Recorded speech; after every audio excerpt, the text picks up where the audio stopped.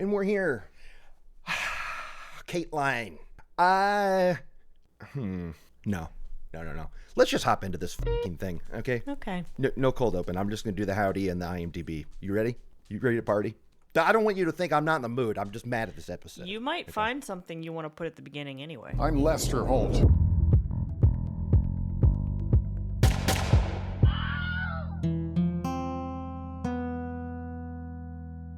Howdy, holtheads. Kurt Bunny here, alongside my co-host. It's your girl, Kateline. And we are here to talk about the February 18th, 2024 episode of Dateline entitled The Secret at Black Rock Canyon. Now, I say it aired on February 18th, 2024, but it also aired, 2 years ago or something, because fool us once, f***ing Peacock, we were onto you from the jump that this was the last day. About a 9 on the tension scale, Rube. Kateline, hit me with your thoughts of this reheated last day episode. Hit me.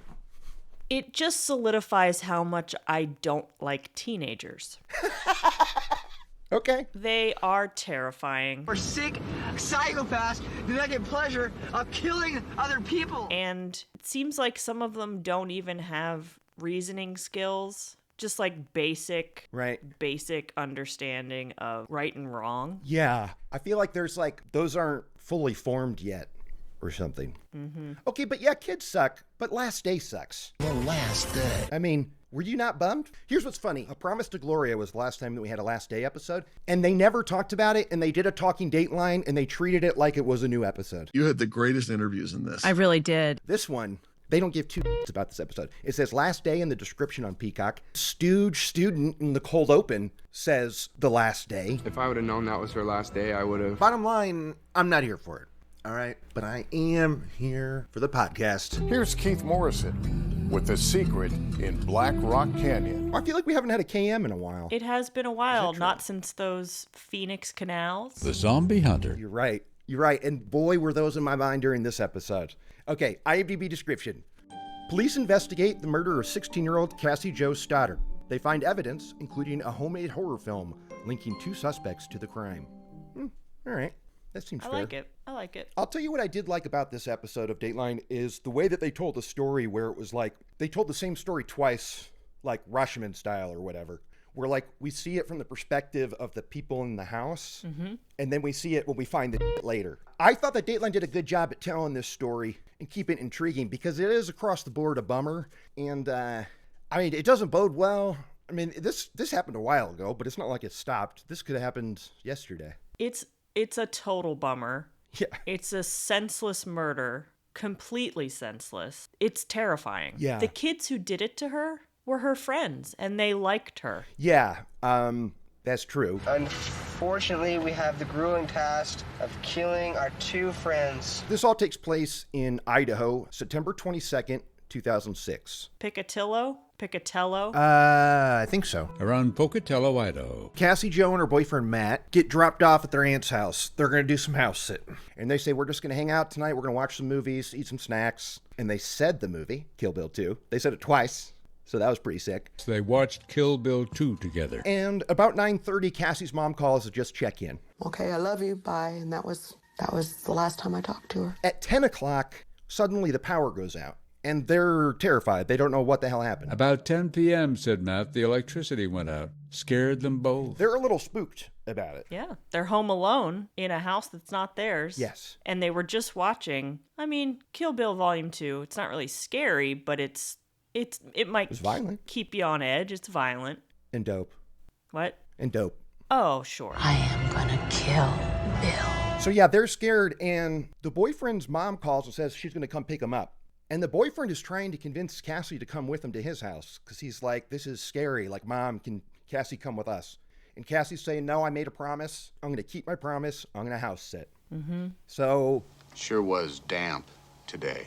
The boyfriend goes home and calls Cassie a little bit later to check in, does not get an answer.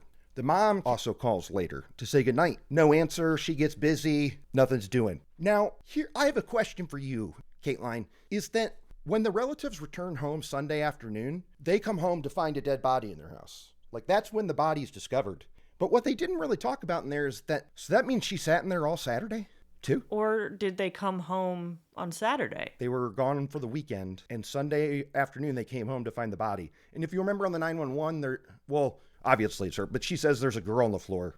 Like, that lady doesn't even know it's her niece or whoever it is yet. No, probably can't tell, covered in blood. Yeah.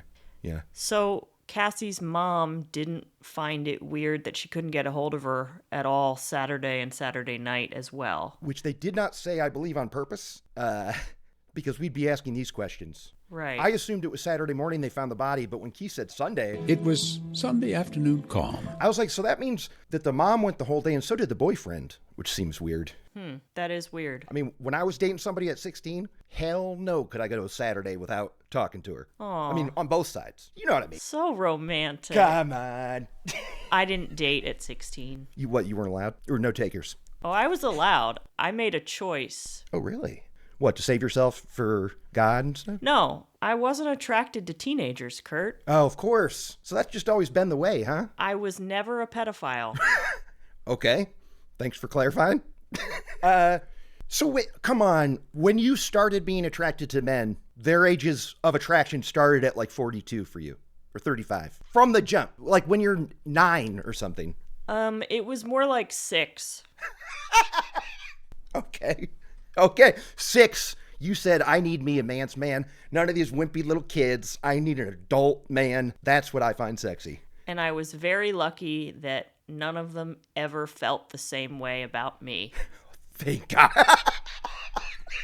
That's a really good point there.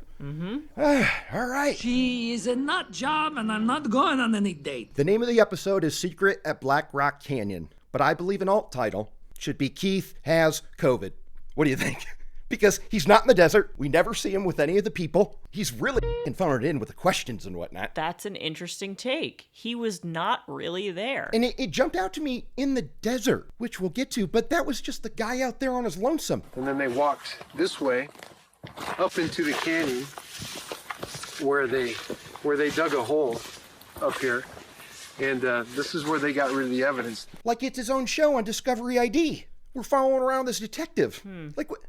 Right? That's a good call. And, I did not pick up on that. And then plus, when Keith later is talking to one of the kids who did it, he talks to him on the phone. Keith is in like a basement with a cameraman with a mask on, which was probably rules anyway. But he's in a big, wide open basement, social distanced big time. So I don't even know if he was in the room with the other ones. But this all felt like what are we going to do? Okay, I don't know. What do you think? We never saw him in a 2-shot. Never. And was that just the regular COVID protocol for back then? Or do you think he actually had COVID? I mean, it could be he wasn't feeling up to it, or that, look, there could be a lot of reasons scheduling that these interviews didn't happen. It just feels like a good marriage of things that happen when someone is sick and you can't do the stuff you normally do. And it makes me think maybe that's why he's such a good leaner, because he wants you to take note. Hey, I flew out to Arizona. The zombie hunter. That's what I think. I think that's why he leans, because he's like, they flew me out here. I want proof I was at this place. I don't think he can help the leaning. Okay. That's just his signature move? He's just that cool. Yeah, that's fair. And look, hey, if the guy was sick, I don't want him to go out there. His health is more important. All right, Kateline, I know that you say it's not. I know that you say, Keith, just make the show. But I say, be safe, Keith. Whoa. I wore a mask today in Trader Joe's. Is that right? So I don't want to hear it. So the relatives come home to find the body and they call the cops. And we hear a 911 call. I need an ambulance. Okay, what's going on? There's a girl dead on my floor. And the cop who gets the call knew where it was because he grew up there. Sounds like a town that's not very big. It's a town that is the opposite of large. Yes, it is. The cop flies over there, finds the body on the floor, and she is stabbed beyond recognition. Mm-hmm. It's like a bloodbath. We see a picture of the number signs of where things used to be. We were spared a blood spatter pic, but anyway, messy scene, dead body. Lots of blood. She had been stabbed again and again. The detectives get a little background on Cassie, find out about her boyfriend, and he's the first one they want to talk to. Now, we got to talk about his boyfriend. Cassie's 16 and looks 16, I think. And he is 16 and looks 8. Looks 8 years old. That's how it goes in high school. This is a child. Again, which is why Yes. I was not into the boys. Yes. They looked like babies. Babies! And all the girls were already women. I'm a motherfucking woman. So this guy's a little twerp, and the cops talk to him. They go to his house to talk to him. And they tell him that, hey, your girlfriend's dead, dude. Sorry about that. And they are, of course, Kate, how do they take that? They described his response as sort of cold. He didn't really seem affected by it. They thought that was suspicious. But really, it's another case of like, he might just, that's how he handles shocking news. He's quiet and sort of turns inward and doesn't know how to process it because he's a child. But they're immediately like... And this is probably the first time he's felt this bad, right? Totally. Like he's processing it for the first time. Yeah. He knows that if he had been able to convince Cassie to come with him, she'd be alive. So that's all weighing on him. And then they're like, well, he's suspicious. Yeah. And actually, so the school even suspects him because word's spreading and whatnot. And we talked to Cassie's mom. But, hey, good on Keith and Dateline that they fessed up at the end that interview was from 2009. Yes, because she passed away from cancer. In April 2022, Cassie's mother, Anna, died. So anyway, that interview was 15 years old. I mean, I didn't think it looked new, but I didn't think it looked that old. I think we're getting near that time, right? 09? 09. I think we're getting Everything is starting to be full HD. I can see it's a miracle. Now, one thing we didn't mention is that when they talk to the boyfriend after the murder and he tells them about the lights going on and off, they're like, well, that means somebody's at the circuit breaker. So that means there's somebody in the house. So there might be prints on this circuit breaker. So they go to the circuit breaker and they find a great print. And it's for somebody we know. I mean, kind of. They belong to Cassie's mom's boyfriend. I mean, so that's kind of a red flag at that point because this is not Cassie's mom's house. This is a relative's house. Mm-hmm. So what's his finger doing on there? But they talk to him, and they find out that he had gone over there to do handyman stuff. But they also say that he was nearby playing video games that night. That kind of sucks, huh? Yeah. He was, at the time of this incident, at the next-door neighbor's house playing video games. Why didn't he house sit? Well, I guess this was something Cassie wanted to do. It was probably something that teenagers like to feel like grown-ups. They like to take on things like this. So I'll call you in the morning, Mom, okay? Well, trustful mother, you trust your kids, okay? The cops, they want to tie up the boyfriend to a lie detector. Because he's a child and his parents are dumb, they say, yes, let's do it. No lawyer. No lawyer. No. I mean, I hope his parents were there. Legally, they probably have to be. Yeah. That's true. So the cops give him a lie detector test. They ask him all the questions. Did you kill her? Did you know about it? And this guy passes with flying colors. He passed with flying colors. And so everybody's like, okay, good. We can finally cross a name off the list. He didn't do it. We've cleared someone. Now what? And this child, this little boyfriend. 8 years old. That was fun. Glad I passed. I'm going to go home, play some Game Boy Advance. I don't know. I'm going to do my thing. Oh, wait, cops. There were 2 other people that night for an hour or so. Bye. Now, what's that, son? Come back here. He just kind of mentioned in passing that, oh, by the way, Tori and Brian stopped by the house on Whispering Cliffs on Friday night. I'm sorry, what was that? 2 more suspects you didn't mention? My God. Just in passing. Just in passing. Yeah, so he tells them that there were 2 friends who stopped by. They were hanging out, watching TV with them for a little bit, and then they left. And they didn't hear from them after that. So maybe he didn't think it was that important to mention. But the cops are like, well, now we have 2 more people who were there. We got to find them. And, I mean, the very first reaction, at least my thought was, and the way that the cops and Keith and everybody's reacting to that news was like, maybe he does know something. They were like, it's a little odd that he would leave that out. Which I agree with, but I think it just speaks more to him being a child. He doesn't know how to react to trauma. He doesn't know what's good information to tell cops. He's just like, deer in headlights, I think. Totally. All night. Nothing suspicious. Yeah. Nothing suspicious. He's just dumb. So they are looking for these 2 guys, Brian and Torey. Now, Torey is a guy. Weird for us because we both know 2 Torys that are ladies. But he spells it, I saw it in the subs, Torey. I never heard Torey as a guy's name, I suppose. No, same. So Brian and Torey, these 2 dudes, they're friends of the boyfriend and Cassie. Yep. They're friends with these people. And we see footage of them in school. Brian is shooting some video, like DV cam, of Cassie at her locker. Oh, hello, Cassie. I'm getting you on tape, okay? Say hi, please. Hi. Okay, see ya. And that's the day of. Yeah, that's that Friday. So the cops bring them in and talk to them both separately. And their story is that they went over there for about an hour. They watched a movie. Kill Bill 2. Ate some snacks. They poked around the house, did a little tour of the house, like curious teenagers do. as Keith said. At one point, Brian sneaked away and unlocked the basement door. And then they left. So they say that they then drove from there to another city and they went to a movie. And now, you know what I'm about to say right now. High five for that detective, because you know his first question was, what movie? And I think they cut out him asking that because all he says is, it's funny they couldn't tell me what the movie was about. And it was really weird to us that they weren't able to tell us what the movie was about, which we thought was odd. What'd you think about that, Caitlin? Yeah, they didn't go to that movie. So they drive out to the theater and talk to the employees, and one of them happens to go to school with these two dorks and is like, no, they were not in here 2 nights. So it didn't happen. Now, like I said, the episode does not say what movie they said they went to see, but I checked out the box office for the weekend of September 22nd, 2006. Here's what's funny is that the #1 movie that weekend was Jackass Number 2, which would be a very easy movie to fake the plot to. Ball trauma. Done. Yeah. Also seems like a movie those two definitely would have wanted to go see. And would have lied to see, because the next closest thing that I remember is Gridiron Gang. They weren't going to see Gridiron Gang. No. Okay? But you know what they could have been seeing? What was in number 15 of the box office from that year? Talladega Nights. Ricky Bobby. Eh? 15 though? I don't think that would have still been in the theater. Future Kurt here. Yes, it was. Good old Talladega Nights, the Ballad of Ricky Bobby, was still in 1,100 theaters, on its way to making buku bucks. I had the number earlier, but I've since forgotten it. And I am Future Kurt, and I have other stuff I've got to get to, so back to the episode. So, that was my fun little movie thing. Mm-hmm. The cops press Brian again, and Brian says, fine, we went through cars. But he words it weird, right? Like, he doesn't say we went and robbed cars. We went through cars. Okay, went through cars. What does that mean?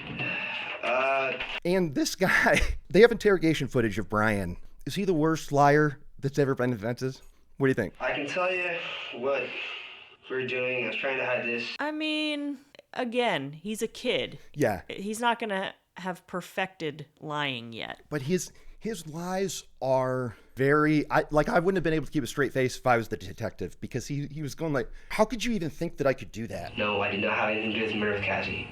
I don't know why you even think I would kill my friend. And then he really got tripped up on the word locked that I wanted to roast him for, but then Keith said that he grew up with a stutter. So maybe that was that just come back. He was a little nervous. But he really tripped up on that word, right? He did. Check for the cars that they're wall locked. He didn't stick to that story, did he, Kurt? No.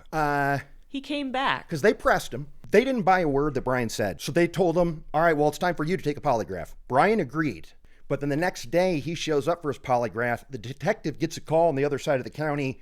This kid's losing his mind. He's with his parents. You got to get here pronto. Because the cop's like, he's going to confess or something. Like, it was so clearly he is upset. He's going to start talking. So the cop races over there, and we've got the footage. Mom not having it, sitting there arms crossed. Dad patting the son on the back the whole time. But both of them are pissed. Yeah, at each other, at this kids, at everything. I mean, the kid's bawling. He's still kind of lying. It was supposed to happen. It was supposed to be a joke. So he starts telling a story that, okay, him and Brian and Torey, they did kill Cassie. They're also the reason that the power went out on them. That was them in the basement, hit the circuit breaker, and then putting it back on again. They opened the fuse box and turned the electricity off, and then on again. Then they wait until Matt's parents pick him up, okay?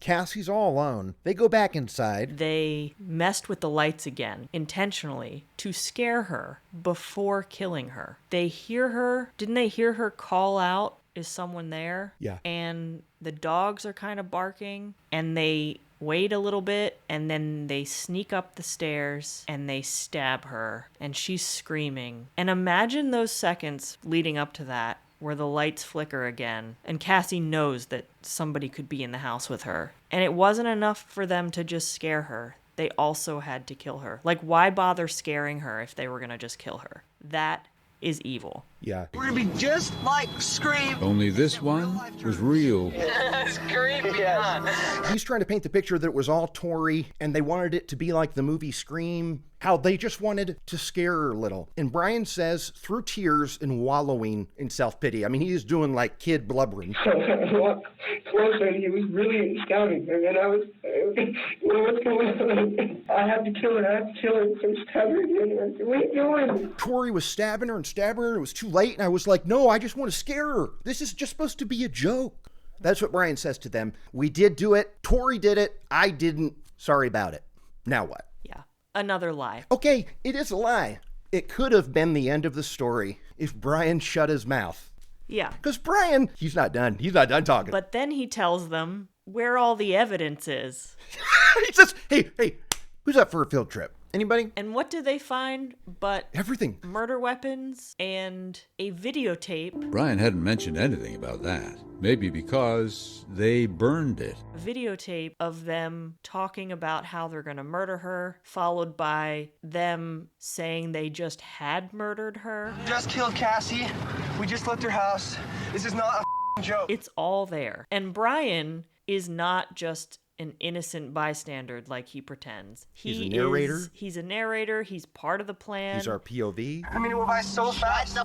We gotta get our act straight. We see the two of them sitting at a table, ditching class somewhere in the back of the cafeteria, writing their hit list, talking about how it's unfortunate, but they're just gonna have to kill her. She's just an unfortunate victim in this. It's very unclear why, because they're friends with Cassie, but they're like, sorry, Cassie, you've got to die, in a very flippant kind of way. It makes no sense. These kids are completely unhinged. I'm sorry, Cassie's family, but she had number one. We had to stick with the plan. So what they had done immediately post-murder was gone to a gas station to buy matches and like lighter fluids. And their plan out there in the desert was to burn this stuff. So I suppose when Brian is bringing them out there, he's thinking, I'm taking them to a burn pit. They're not going to have, right? I mean, that's probably what he was thinking. Mm-hmm. He's that dumb. So imagine his face when they get out there. And that tape is, I mean, the literal tape is still in there. Like it's a DV cam tape. This thing looks almost good to go. Yeah, it is barely burned, slightly melted on the outside. The actual tape inside is totally fine. So yeah, they send it off, they get it back immediately, and all of a sudden this tape unfolds. It's like a video journal of the day of the murder. September 22nd, 2006. And there is zero, like Brian was sitting there singing his song. He's the one driving the ship, writing down a murder list. Mm-hmm. And then they pontificate about how the perfect finale would be a school shooting. And these guys are talking as if they're like, we're going to get drunk on Friday, right? Let's get drunk on Friday and we're going to get high on Saturday. And then that's like, it's so casual. It's chilling. Their goal, to commit another Columbine-style school shooting. So they've got this tape and it pins them both. Mm-hmm. I mean, they both go to trial. They're tried separately. They're both 16. They're both tried as adults. Absolutely. They're both found guilty and they're both in prison for the rest of their lives. Together. At the same in the same prison. And we actually see a photo of the two of them standing together in the prison in their orange. Well, that was from their sentencing. Was it? Well, it was from 2006. I mean, they were young. Like, that was at the beginning of it. It looked like the sentencing. So I don't understand how they weren't tried together, but they still put them together, right? Like, why are they together to be sentenced and stuff? I guess because it's a small town and they have to hold them in the same place just because... I don't know. Okay, so they're locked up for life. I want to know your thoughts on the fact that the life sentence to a 16-year-old and there's no pushback. I support it. I just feel like, there's a ton of cases where a kid kills somebody and they're out by 24. That's true. Why is this one different? I think it's that videotape that shows how calculated and how completely emotionally callous, disconnected they are from reality. Like, this is not a case of they're going to grow up and mature and reform and reintegrate into society. Yeah. That's not happening. No, and I'm glad everybody can agree on that. I mean, who knows? There might be a Dateline 20 years from now where somebody's fighting for their release. You know what I mean? But I'm glad they're in there. It sounds like Brian's mom is glad too. She was not having it. Nope. Wouldn't even look at him. No. And so Brian, he can't stop talking. So when that detective goes to talk to Torey, he probably thinks like, well, this chip's going to fall just as easy. But Torey lawyers up right away. which I love seeing. I mean, Torey, but I did like it seeing the detectives do their thing of like, help me help you. Let's bring this in together. They're doing that move. Totally. And he didn't fall for it. You know the truth. If we don't get the truth, we can't come together. We can't work this thing out. We can't do it. You're going to be left out in the cold. Can I talk to an intern? You can do that. I mean, it didn't work. It doesn't matter because of that videotape. You f***ing dummies. Video of them writing down names they want to kill. And then after the murder going, we just killed Cassie. And being stoked about it. You can hear them in the car being like, wow, cool, okay, great. Yeah. Dude, I just killed Cassie. So Keith talks to Brian this year or 2 years ago or whatever. He talks to him via phone. I mean, it's literally Keith holding an iPhone, right? We don't even see a current picture of this guy. Right. I mean, that was 18 years ago. I'm curious what he looks like. Oh, I don't give a shit. Hello? Is this Keith? It is. So Keith talks to him, and I mean, it's the standard convo. We're getting pretty good at knowing what these convos are going to entail, because they're always kind of the same, right? Yeah. Like, KM is just, going like, why'd you do it? How could you be so cold?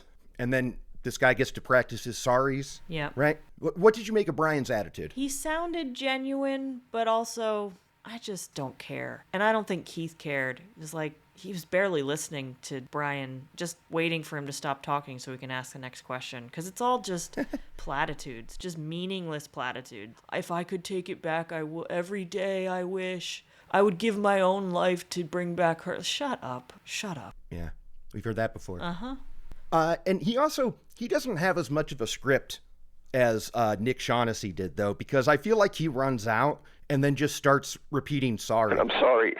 And I promise that I will live the rest of my life as best as I can and do as best as I can to show that I'm sorry, because I'm sorry. Can't bring her back. I'm sorry. So, like, he's trying, I guess, but when Keith gives him the opportunity, like, what would you change or whatever, in his explanation, he says, well, I would go back and I would just insist this is just a joke, that it was supposed to be a joke. It's us, Cassie. It's us. We're just joking around. It's us. Mm-hmm. I would do anything for that. And I think about that all the time. Like, he's still hanging on to that story, that in his head it was ever going to be a joke. That 18 years ago, that happened. He's still hanging on to that now. So it's good they're still in there. I mean, there's no growth happening. Right. So they are in prison together. Now, they hate each other. They see each other. They both blame each other like they did the trials. Kateline, I feel I don't want these two to figure this out because I want them to be miserable. But if I were one of those guys, I'd throw out an olive branch to my co-conspirator, because if you guys get over that, you're in jail with your best bud forever. What do you think? Yeah.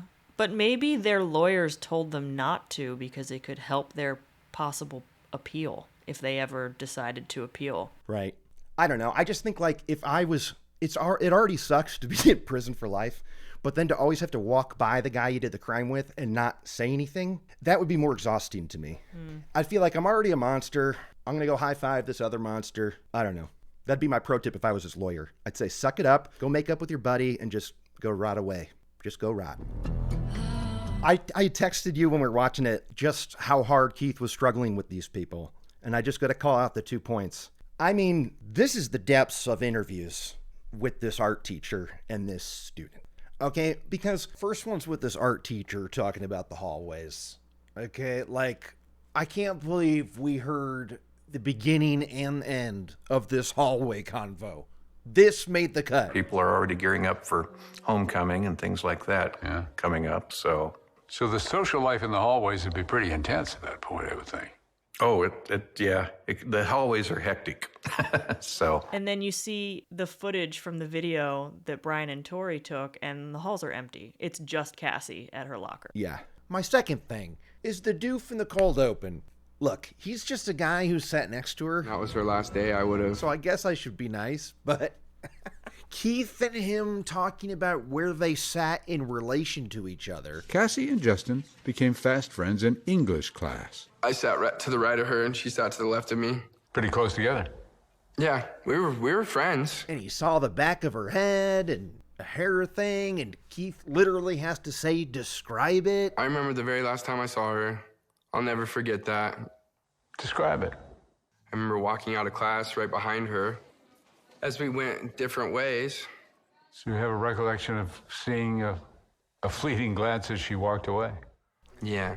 Oh, God, it's rough. I mean, this is rough stuff. Sure was damp today. All right, well, so luckily these guys are going to burn in prison forever. Hopefully they are sad and they never extend an olive branch to each other. I hope they never make up and it's awkward forever. Kateline, hit me with your list. Kate's unnamed list. All right, here's my list. It is a small town, the kind of town where things like this just don't happen. Boom. No Florida, no military, although we know that Brian and Tori are the kind of dudes who would probably go into the military. And nobody cried and said, I'm sorry. No, I mean, Mom almost did. Almost. I suppose. She was definitely emotional. Yeah. I loved her. I'm sorry that this is how things ended up. Her daughter was taken from her, and then she passed from cancer. It's really sad. Yeah. All right. Well, I think that's a great time to transition to Kurt's Kick-Ass List. Kick-Ass List. There were no doubt signs of a struggle, but they did not call it that. But that's okay, because all my rest of my list was flying off the handle tonight. TV, horror movie. They were obsessed with kill movies, thriller movies. Everything. Names of movies. We were talking about Scream. Yeah, okay. I mean, this was an episode. It sucks that this episode was such a bummer and not well put together, because it almost seems like it was made for Kurt's Kick-Ass List, right? Oh, yeah. The cop shows up and he says, like a horror movie indeed. And what he showed them? Horror movie, indeed. I mean, the word movie is said 19 times in this episode. I'm not going to play them all, but Keith says it a few times. Almost literally, a horror movie. As he told a story that seemed straight from a horror movie. And then when Keith said the name of the movie twice, they watched Kill Bill 2 together. Which I loved. He probably threw it in there because it's like a kill movie. Right. Right? Because one thing they did present, like this type of murder where people idolize horror movies, it's always been a real thorn in my side because people like to use it to blame the movies for it, right? Yeah. It's a classic argument, but honestly, I feel like it's so bad today that we're beyond that, and like all kids are, so it doesn't matter. Whoa, what do you think? Whoa. What's up? I don't know. I think kids today are a little more aware, and they're the generation that's grown up with shooter drills. Yeah, it's true. I think a lot of them don't watch scary, violent movies. I know they definitely don't like sex scenes in movies, which is bananas. That's true. Yeah. I think the kids are all right. You do? Yeah. All right. Cool. Oh, wait.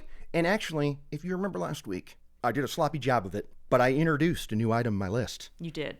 And it happened tonight. We talked to the killer, and what's almost the first words out of his mouth? If I could go back in time, I would. If I could go back in time, Keith, just give me that opportunity. I'll do it. If I could go back in time and say, hey, it's us, Cassie, it's us. Brian wants to go back in time so that he wouldn't kill this lady. Boom. Count it. Boom. Boom.